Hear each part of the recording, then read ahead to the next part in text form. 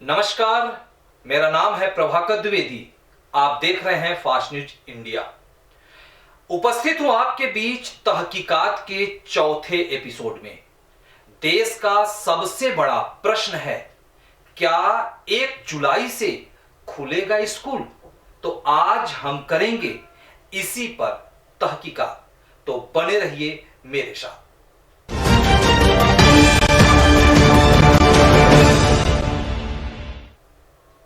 देश के सबसे बड़े प्रश्न, क्या 1 जुलाई से खुलेगा स्कूल? आज इसी प्रश्न को लेकर के हम आपके बीच उपस्थित हैं और बात शुरुआत करेंगे भारत के विभिन्न राज्यों में। जो भारत के तमाम लोगों का सबसे बड़ा प्रश्न है कि क्या 1 जुलाई से खुलेगा स्कूल? दिल्ली, यूपी, बिहार सहित अन्य राज्यों में क्या चल रहा है, तैयारियां क्या हैं, आज हम करेंगे पूरी तहकीकात। देश में कोरोना की दूसरी लहर पर लगाम कस गई है और अधिकांश राज्य अब अनलॉक की ओर बढ़ चुके हैं। राज्यों में टीकाकरण का कार्यक्रम जोर शोर से जारी है और ज्यादा से ज्यादा राज्यों में कोरोना कर्फ्यू भी हट चुका है। ऐसे में स्कूली छात्र और अभिभावक यह जानना चाहते हैं कि स्कूल कब से खुलेगा। तो आपको बता दें कि देश में कोरोना महामारी की दूसरी लहर चल रही है और तीसरी लहर आने की पूरी संभावना बताई जा रही है। इस खतरे की वजह से देश में सीबीएसई और आईसीएसई व यूपी बोर्ड के अलावा अन्य कई स्टेट के बोर्ड ने भी 10वीं और 12वीं की परीक्षाओं को रद्द कर दिया। ऐसे में स्कूल खोलने को लेकर अभी भी असमंजस की स्थिति बनी हुई है। तो आइए जानते हैं कि यूपी, बिहार, दिल्ली, मध्य प्रदेश और अन्य सरकारों के बीच क्या चल रहा है, स्कूल खुलने की लेकर क्या तैयारियां हैं। इसी की हम करेंगे तहकीकात और बताएंगे आपको यूपी की सबसे पहले तहकीकात। तो यूपी के तहकीकात में कोरोना संक्रमण के बढ़ते मामलों के बीच यूपी सरकार ने 30 जून तक के लिए सभी स्कूलों को बंद कर दिया था। ऐसे में सवाल अब यह है कि क्या 1 जुलाई से उत्तर प्रदेश में खुलेगा स्कूल? तो अगर स्कूल खुलेंगे भी तो क्या बच्चों का जाना अनिवार्य होगा? क्या पिछली बार की तरह ही बच्चों को अभिभावकों से अनुमति लेकर अपनी इच्छा से स्कूल जाने की अनुमति होगी?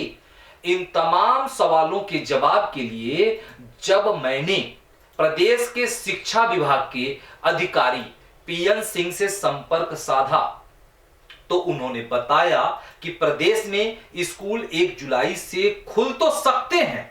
ध्यान दीजिएगा, उन्होंने कहा कि प्रदेश में 1 जुलाई से स्कूल खुल तो सकते हैं, लेकिन अभी बच्चों को स्कूल नहीं बुलाया जाएगा। उन्होंने साफ किया कि बच्चों को स्कूल नहीं बुलाया जाएगा। हां, टीचर्स को स्कूल बुलाया जा सकता है। 10वीं और 12वीं की बोर्ड परीक्षा के रिजल्ट के निर्धारण में ये टीचर्स अपनी भूमिका निभा सकते हैं। हालांकि स्कूल खुलने को लेकर अभी कोई भी आदेश सरकार की तरफ से नहीं आया है। सरकार के आदेश पर ही स्कूल 30 जून के लिए बंद हुए थे और उनके आदेश पर ही आगे स्कूल खुलने की प्लानिंग होगी। तो ये बात थी, ये तहकीकात थी उत्तर प्रदेश सरकार की, यानी अभी कंफर्म नहीं की गई। तो अब हम आपको लेकर चलते हैं देश की राजधानी दिल्ली और जानते हैं कि सीएम केजरीवाल ने क्या कहा। तो हम सुनते हैं सीएम केजरीवाल ने क्या कहा। सीएम केजरीवाल ने प्रेस कॉन्फ्रेंस के दौरान फिलहाल सभी शिक्षण संस्थानों को बंद ही रखने का फैसला किया है। जी हां, आपने बिल्कुल सही सुना कि सीएम केजरीवाल ने अभी सभी स्कूलों को बंद रखने का फैसला किया है। छात्रों की सुरक्षा के लिए संभावित तीसरी कोरोना वायरस लहर को ध्यान में रखते हुए राज्य सरकारें ऑनलाइन कक्षाओं को ज्यादा बढ़ावा दे रही हैं। पहले स्कूलों को खोलने की योजना में स्वच्छता और सामाजिक दूरी शामिल थी, लेकिन बाद में टीकाकरण अभियान के लिए स्कूलों का उपयोग करने पर चर्चा हुई। बता दें कि दिल्ली के स्कूलों ने जनवरी में कक्षा 10 और 12 के लिए कुछ समय के लिए और स्वैच्छिक आधार पर ऑफलाइन कक्षाएं फिर से शुरू की थी, जबकि कक्षा 9 और 11 के लिए स्कूलों को फरवरी में फिर से खोल दिया गया था। हालांकि कोरोना वायरस के मामलों को बढ़ता देख इसे फिर से बंद कर दिया गया। तब से लेकर अब तक अभी विद्यालय बंद हैं और खुलने की अभी तक कोई भी सूचनाएं प्रदेश सरकार से कंफर्म स्तर पर नहीं मिल पा रही हैं। तो अब हम आपको लेके चलेंगे बिहार, यूपी का पड़ोसी राज्य बिहार की भी करेंगे तहकीकात, और तहकीकात में हम दिखाते हैं कि बिहार की क्या है प्लानिंग। तो बिहार की तरफ से जानते हैं कि बिहार के शिक्षा मंत्री, मैंने बिहार के शिक्षा मंत्री विजय कुमार चौधरी जी से संपर्क साधा और जब उनसे तहकीकात में बात किया तो उन्होंने कहा कि कोरोना संक्रमण की स्थिति इसी प्रकार सुधरती रही तो सरकार और शिक्षा विभाग दोनों ही शैक्षिक संस्थानों को खोलने के पक्ष में है। यहां से अच्छी खबर है, बच्चों के लिए, गार्जियन के लिए भी अच्छी खबर है, लेकिन कहीं ना कहीं से ये खबर जो है दुखद भी है। तो उनका कहना है कि खोलने की हम पक्ष में हैं। 5 अप्रैल से बंद राज्य के शैक्षणिक संस्थान चरणबद्ध ढंग से खोले जाएंगे। जी हां, चरणबद्ध ढंग से खोले जाएंगे। पहले उच्च शिक्षा के संस्थान खोले जाएंगे, फिर उच्च माध्यमिक और फिर माध्यमिक के शिक्षण संस्थान खोले जाएंगे, उसके बाद मध्य विद्यालय खोले जाएंगे और सबसे अंत में प्राथमिक विद्यालय खुलेंगे। शिक्षा मंत्री ने कहा कि लगातार साल भर से अधिक से राज्य के शैक्षणिक संस्थान बंद हैं।